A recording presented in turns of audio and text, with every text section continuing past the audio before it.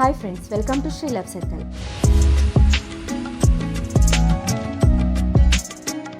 ನಮ್ಮ ಬೆಂಗಳೂರು ಎಷ್ಟೋ ರಾಜ್ಯಗಳಿಂದ ಬಂದಿರೋ ಜನರಿಗೆ ಬದುಕು ಕೊಟ್ಟಿರೋ ನಗರ. 16ನೇ ಶತಮಾನದಲ್ಲಿ ಕೆಂಪೇಗೌಡರು ಕಟ್ಟಿದ ಸಾವಿರಾರು ವರ್ಷಗಳ ಇತಿಹಾಸ ಹೊಂದಿರುವ ಬೆಂದಕಾಳೂರಿನಲ್ಲಿ ಹಲವು ಐತಿಹಾಸಿಕ ದೇವಾಲಯಗಳು ಇವೆ. ಸದಾ ಬ್ಯುಸಿ ಲೈಫ್ ಲೀಡ್ ಮಾಡ್ತಿರೋ ಬೆಂಗಳೂರು ಜನರಿಗೆ ಇಲ್ಲಿರೋ ಆಧ್ಯಾತ್ಮಿಕ ಕೇಂದ್ರಗಳು ಮನಸ್ಸಿಗೆ ಶಾಂತಿ ನೀಡುತ್ತದೆ. ಸಿಲಿಕಾನ್ ಸಿಟಿ ಬೆಂಗಳೂರಲ್ಲಿ ಇರೋ ಐತಿಹಾಸಿಕ ಪುಣ್ಯಕ್ಷೇತ್ರಗಳು ಕಾಡುಮಲ್ಲೇಶ್ವರ, ಗವಿಗಂಗಾಧರೇಶ್ವರ, ಬನಶಂಕರಿ, ಬಂಡೆ ಮಾಂಕಾಳಿ, ಅನ್ನಮ್ಮ ದೇವಸ್ಥಾನ, ಹಲಸೂರು ಶ್ರೀ ಸೋಮೇಶ್ವರ, ಸರ್ಕಲ್ ಮಾರಮ್ಮ, ಹಾಗೆ ಆಕ್ಸಿಡೆಂಟ್ ಗಣಪತಿ. ಈ ರೀತಿ ಎಷ್ಟೋ ಆಲಯಗಳನ್ನು ಕಾಣಬಹುದು. ಇವತ್ತಿನ ವಿಡಿಯೋದಲ್ಲಿ ಹಲಸೂರಲ್ಲಿರುವ ಶ್ರೀ ಸೋಮೇಶ್ವರ ದೇವಾಲಯದ ಭವ್ಯ ನೋಟ ಹಾಗೂ ಅಲ್ಲಿರುವ ದೇವಾನುದೇವತೆಗಳ ಗುಡಿಗಳ ಬಗ್ಗೆ ತಿಳಿಯೋಣ. ವಿಡಿಯೋ ಸ್ಕಿಪ್ ಮಾಡದೆ ನೋಡಿ. ವಿಡಿಯೋ ನೋಡೋಕ್ಕೂ ಮುಂಚೆ ನೀವಿನ್ನೂ ನಮ್ಮ ಚಾನಲ್ನ ಸಬ್ಸ್ಕ್ರೈಬ್ ಮಾಡಿಲ್ಲ ಅಂದರೆ ಈಗಲೇ ಸಬ್ಸ್ಕ್ರೈಬ್ ಮಾಡಿ. ಹಾಗೆ ಮುಂದಿನ ವಿಡಿಯೋಸ್ಗಾಗಿ ತಪ್ಪದೇ ಬೆಲ್ ಬಟನ್ ಪ್ರೆಸ್ ಮಾಡಿ.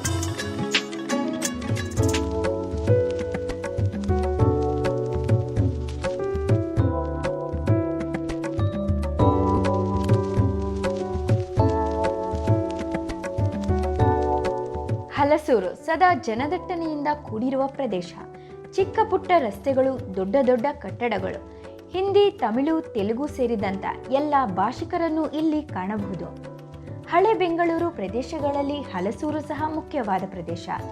ಬೆಂಗಳೂರು ಹುಟ್ಟಿನಿಂದಲೂ ಇಲ್ಲಿ ದಿವ್ಯ ಪುಣ್ಯಕ್ಷೇತ್ರ ಶ್ರೀ ಸೋಮೇಶ್ವರ ದೇವಾಲಯವಿದೆ.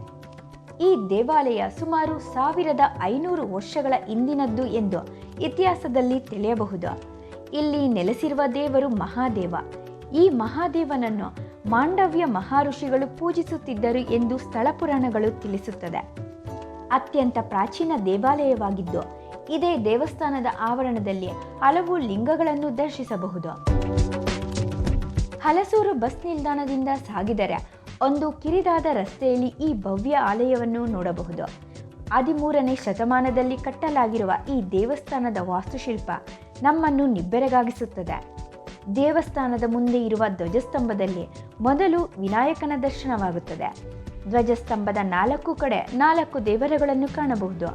ಧ್ವಜಸ್ತಂಭದ ನೇರವಾಗಿ ದಿವ್ಯ ಗೋಪುರವಿದೆ. ಗೋಪುರದಲ್ಲಿರುವ ಶಿಲ್ಪಕಲೆಗಳು ನಮ್ಮ ಪರಂಪರೆಯನ್ನು ಎತ್ತಿ ತೋರುತ್ತದೆ. ಗೋಪುರದಿಂದ ಮುಂದೆ ಸಾಗಿದರೆ ದೇವಾಲಯದ ದೊಡ್ಡ ಆವರಣ, ಪ್ರಶಾಂತತೆ, ಸುತ್ತಲೂ ಇರುವ ಮರಗಳು, ದೈವಿಕ ಶಕ್ತಿ ಜೊತೆಗೆ ಸುಂದರ ಪ್ರಕೃತಿ ಸೊಬಗು ಮನಸೆಳೆಯುವಂತೆ ಮಾಡುತ್ತದೆ. ದೇಗುಲದ ಆವರಣದಲ್ಲಿ ಮೊದಲು ಚಿಕ್ಕ ನಂದಿಯನ್ನು ಕಾಣಬಹುದು. ಹಾಗೆ ದೇವಾಲಯದ ಮಂಟಪಕ್ಕೆ ಹೋದರೆ ಅಲ್ಲಿ ದೊಡ್ಡದಾದ ನಂದಿಯ ದರ್ಶನವಾಗುತ್ತದೆ. ನಂದಿಯ ಮುಂಭಾಗದಲ್ಲಿರುವ ದ್ವಾರದ ಮೂಲಕ 2 ಬಾಗಿಲು ದಾಟಿದ ನಂತರವೇ 3ನೇ ಬಾಗಿಲು ಗರ್ಭಗುಡಿಯಲ್ಲಿ ಶ್ರೀ ಸೋಮೇಶ್ವರ ಸ್ವಾಮಿಯನ್ನು ಕಣ್ತುಂಬಿಕೊಳ್ಳಬಹುದು. ಗರ್ಭಗುಡಿಯಲ್ಲಿರುವ ಆ ಮಹಾಶಿವನಿಗೆ ಒಂದು ಕಾಲದಲ್ಲಿ ಮಾಂಡವ್ಯ ಮಹರ್ಷಿಗಳು ಪೂಜೆ ಸಲ್ಲಿಸುತ್ತಿದ್ದರಂತೆ. ಪರಶಿವನ ದರ್ಶನ ನಂತರ ಗರ್ಭಗುಡಿ ಮುಂಭಾಗವಿರುವ ಆಲಯದ ಹೊರಗಡೆ ಹಲವು ದೇವಾನುದೇವತೆಗಳನ್ನು ದರ್ಶಿಸಬಹುದು. ಋಷಿ ಮುನಿಗಳ ವಿಗ್ರಹಗಳನ್ನು ಕಾಣಬಹುದು.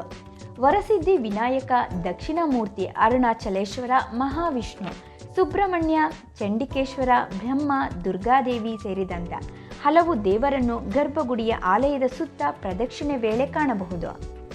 ಅಲ್ಲಿಂದ ದೇವಸ್ಥಾನದ ಮಂಟಪದ ಹೊರಗೆ ಬಂದರೆ ಪ್ರಸನ್ನಾಂಜನೇಯ, ಕಾಮಾಕ್ಷಿ ದೇವಿ, ಬಾಲಗಣಪತಿ, ಚಂದ್ರಮೌಳೇಶ್ವರ, ಭೀಮೇಶ್ವರ, ನಂಜುಂಡೇಶ್ವರ, ಬನ್ನಿಮರ ಗಣಪತಿ ದರ್ಶಿಸಬಹುದು. ಹಲಸೂರು ಸೋಮೇಶ್ವರನ ಬಳಿ ಯಾವುದೇ ಪ್ರಾರ್ಥನೆಯನ್ನು ಸಲ್ಲಿಸಿದರೂ ದೇವರ ಕೃಪೆಯಿಂದ ಅದು ನೆರವೇರುತ್ತದೆ ಎಂಬ ನಂಬಿಕೆ ಇದೆ. ಸೋಮೇಶ್ವರನ ಮುಂದೆ ಇರುವ ನಂದಿಯ ಕಿವಿಯಲ್ಲಿ ತಮ್ಮ ಪ್ರಾರ್ಥನೆಯನ್ನು ಸಲ್ಲಿಸಿದರೆ 100ಕ್ಕೆ 100 ನಡೆಯುತ್ತೆ ಎಂಬ ನಂಬಿಕೆಯೂ ಇದೆ. ಈ ದಿವ್ಯ ದೇಗುಲದಲ್ಲಿ ಪ್ರತಿ ಹುಣ್ಣಿಮೆ ದಿನ ವಿಶೇಷ ಪೂಜಾ ಕೈಂಕರ್ಯ ನಡೆಯುತ್ತದೆ. ಅದಷ್ಟೇ ಅಲ್ಲ, ರಾತ್ರಿ 8:30 ಸಮಯಕ್ಕೆ ದೇಗುಲ ಪ್ರದಕ್ಷಿಣೆ ನಡೆಯುತ್ತದೆ. ತಿರುವಣ್ಣಾಮಲೈನಲ್ಲಿ ನಡೆಯುವ ಗಿರಿ ಪ್ರದಕ್ಷಿಣೆ ರೀತಿಯಲ್ಲಿ ಇಲ್ಲಿ ದೇಗುಲ ಪ್ರದಕ್ಷಿಣೆ ನಡೆಯೋದೇ ತುಂಬ ವಿಶೇಷವಾದದ್ದು. ಶಿವನ ನಾಮಸ್ಮರಣೆಯಲ್ಲಿ 106 ಮಂದಿ ಭಕ್ತರು ಭಾಗವಹಿಸಿ ಮಂತ್ರಘೋಷ ವಾದ್ಯಗಳ ನಾದದಲ್ಲಿ ದೇವರ ಬಾವುಟ ಜೊತೆಗೆ ಶಿವಭಕ್ತರು ಮೆರವಣಿಗೆ ಮಾಡುತ್ತಾರೆ. ಇದು ಪ್ರತಿ ತಿಂಗಳ ಪೂರ್ಣಿಮೆಯೆಂದು ಕಣ್ತುಂಬಿಕೊಳ್ಳಬಹುದು. ಈ ಪುಣ್ಯ ದಿನದಲ್ಲಿ ಪಾಲ್ಗೊಳ್ಳಲು ಬೇರೆ ಊರುಗಳಿಂದಲೂ ಭಕ್ತರು ಬರುತ್ತಾರೆ.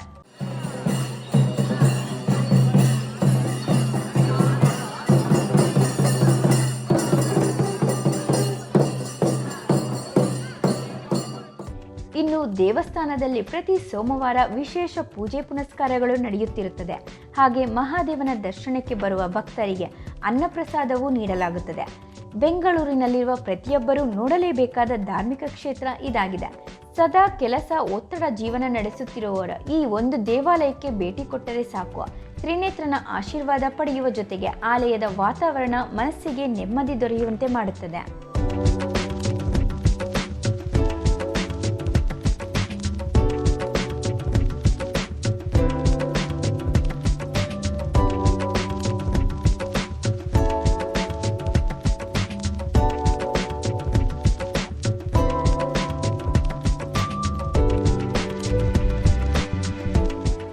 ಈ ಪುರಾಣ ಪ್ರಸಿದ್ಧ ದೇವಾಲಯದ ಮಾಹಿತಿ ನಿಮಗೆ ಇಷ್ಟವಾಗಿದ್ರೆ ಲೈಕ್ ಮಾಡಿ. ಹಾಗೆ ಬೆಂಗಳೂರಲ್ಲಿರುವ ನಿಮ್ಮ ಫ್ರೆಂಡ್ಸ್ ಹಾಗೂ ರಿಲೇಟಿವ್ಸ್ಗೆ ತಪ್ಪದೇ ಶೇರ್ ಮಾಡಿ.